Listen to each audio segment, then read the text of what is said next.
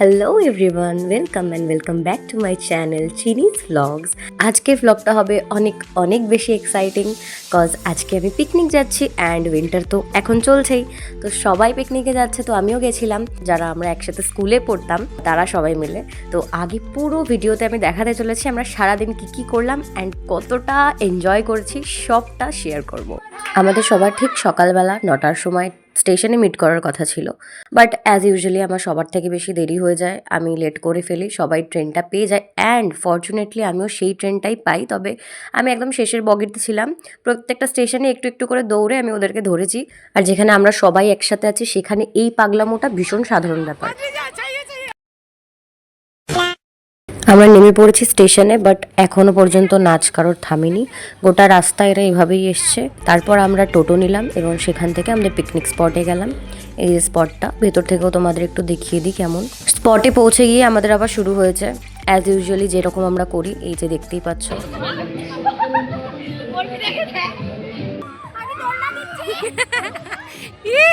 কি বলবো, আশেপাশের বাচ্চারাও আমাদের এইভাবে দেখছিল। আমরা সবাই অ্যাকচুয়ালি অ্যাডাল্ট, বাট শুধু বয়সেই।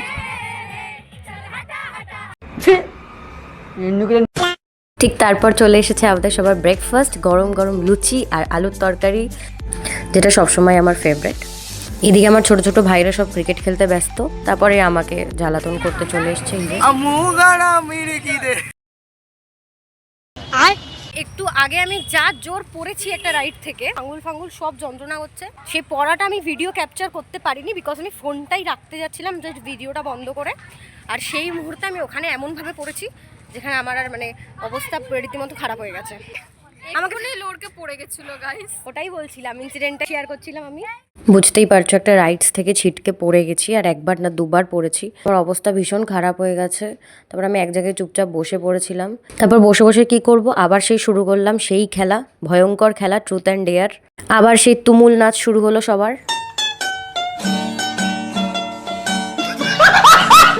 এবার আমি এক্সপ্লেন করি নাচের খুশিটা। মিউজিক্যাল চেয়ার খেলা হয়েছিল, সেখানে আমারই এক বান্ধবী জিতে গেছে, যার নাচ তোমরা দেখলেই। অ্যান্ড আরেকটা খুশির খবর হচ্ছে গিয়ে আবারও আমি পড়ে গেছিলাম খেলতে গিয়ে, তার সেই খুশিতেও আমার সব বন্ধুরা নাচছে।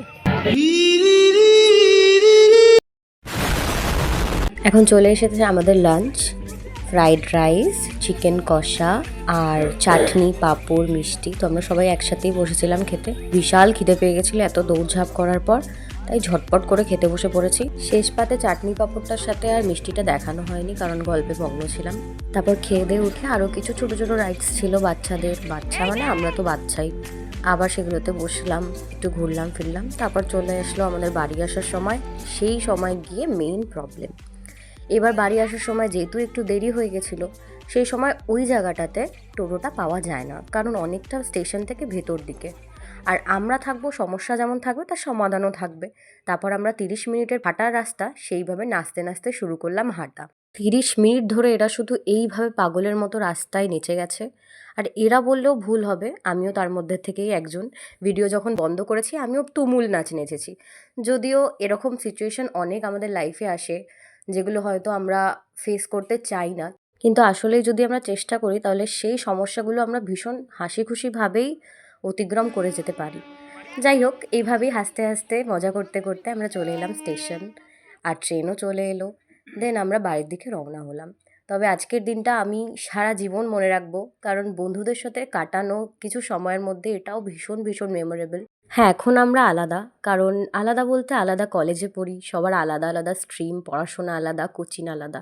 তবে ওই যে বলে না, কিছু কিছু বন্ধুত্ব আনকন্ডিশনালি থেকে যায়, যেটাতে কোনো ফোর্স লাগাতে হয় না, যেটাতে কাউকে কিছু বলতে হয় না যে তোরা থাকবি, তোরা থেকে যাস, তারা এমনিই থেকে যায়।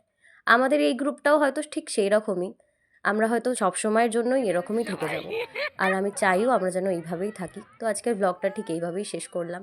আশা করছি খুব তাড়াতাড়ি এরকম একটা দিন তোমাদের সাথে আবার শেয়ার করব, আমি নিজে কাটাবো। তবে আজকের দিনটা সত্যিই ভীষণ memorable. Thanks for watching, bye bye.